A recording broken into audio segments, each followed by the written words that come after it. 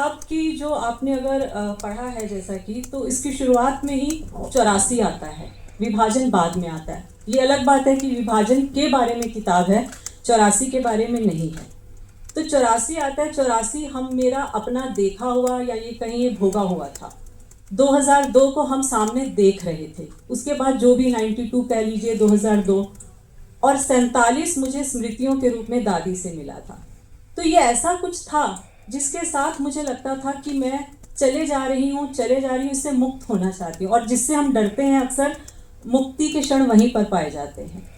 दूसरी चीज़ ये लगी कि कुछ व्यक्तिगत स्मृतियाँ हैं, लेकिन ये स्मृतियाँ सामूहिक भी हैं, कहीं ना कहीं सामुदायिक भी हैं, सामूहिक भी हैं, और इनके साथ ही चलना है। जब आज़ादी मिली तो बहुत सारी अस्मिताएँ, हाशिए की अस्मिताएँ, चाहे दलित हों, स्त्रियाँ हों, अल्पसंख्यक हों, वो सब इस विचार के साथ चल रहे थे कि हम हाशिए के तो नहीं रहेंगे, हम मुख्य धारा के साथ जुड़ेंगे।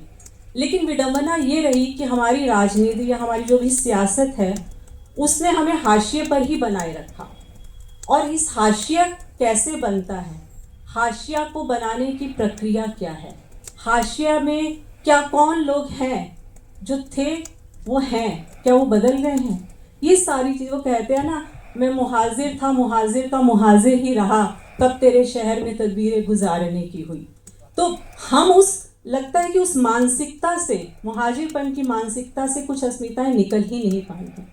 तो उन सबको लेते हुए मुझे लगता है कि मुक्ति के क्षण इसी में मुझे नज़र आए कि इसे किसी तरह से इतिहास के साथ भी जोड़ा जाए, अपनी व्यक्तिगत स्मृतियों के साथ भी जोड़ा जाए, और तब जाके ये रचा।